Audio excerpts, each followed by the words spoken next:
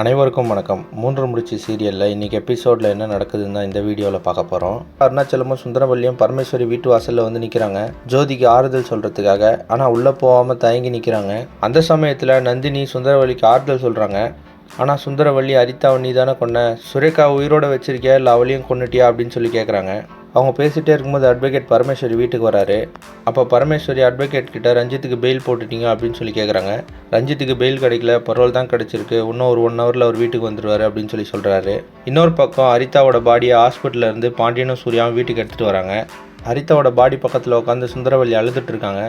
அப்போ ஜோதி பரமேஸ்வரி கிட்ட இவங்க எல்லாரையும் வீட்டை விட்டு வெளியே போக சொல்லு, என் பொண்ணை சாவடிச்சுட்டு இங்கே வந்து அழுதுட்டு இருக்காங்களா அப்படின்னு சொல்லி சொல்கிறாங்க. அப்போ ஜோதி வந்து ஹரிதாவை கொன்னதும் பையன் சூர்யா தான், உனக்கும் அவனுக்கும் எந்த சம்மந்தமும் இல்லைன்னு சொல்லிட்டு இங்கேயே அறுத்து விட்டு அனுப்புவியா அப்படின்னு சொல்லி கேட்குறாங்க. அதுக்கு சுந்தரவல்லி சொல்கிறாங்க, என் பையன் அந்த மாதிரிலாம் பண்ணியிருக்க மாட்டான், நந்தினி பண்ணான்னு சொன்னால் கூட நான் நம்புவேன், ஏன்னா எனக்கும் அவன் மேலே சந்தேகம் இருக்குது அப்படின்னு சொல்லி சொல்கிறாங்க.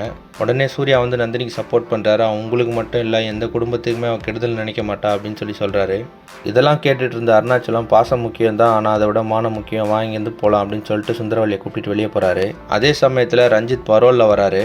அப்போ ரஞ்சித் சூர்யா கிட்ட சொல்கிறாரு, என் தங்கச்சியை கொண்டுட்டல, உன் குடும்பத்தை நான் சும்மா விட மாட்டேன் அப்படின்னு சொல்லி சொல்கிறாரு. அதுக்கு சூர்யா வந்து நீ போலீஸ்கிட்டேருந்து வேணால் தப்பிக்கலாம், ஆனால் என்கிட்டருந்து நீ தப்பிக்க முடியாது அப்படின்னு சொல்லிடுறாரு.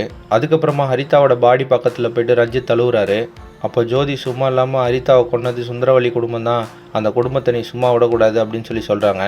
ரஞ்சித்தும் ஹரிதாவோட சாவுக்கு காரணமான அந்த சுந்தரவல்லி குடும்பத்தை நான் சும்மா விட மாட்டேன் அப்படின்னு சொல்லி அழுகுறாரு. இப்போ பரோல் முடிஞ்சு ஜெயிலுக்கு போகிற வழியில் ரஞ்சித் போலீஸ்கிட்டேருந்து தப்பிச்சிருவாரா? அப்படி அவர் தப்பிச்சிட்டாருனா சூர்யாவின் நந்தினியை என்ன பண்ண போகிறாரு அப்படின்றத அடுத்தடுத்த எபிசோடில் பார்த்து தெரிஞ்சுக்கலாம். இந்த மாதிரி 3 முடிச்சு சீரியல் அப்டேட்ஸ்க்கு நம்ம சேனலை சப்ஸ்கிரைப் பண்ணுங்கள், ஃப்ரெண்ட்ஸ் அண்ட் ஃபேமிலிக்கு ஷேர் பண்ணுங்கள். நன்றி.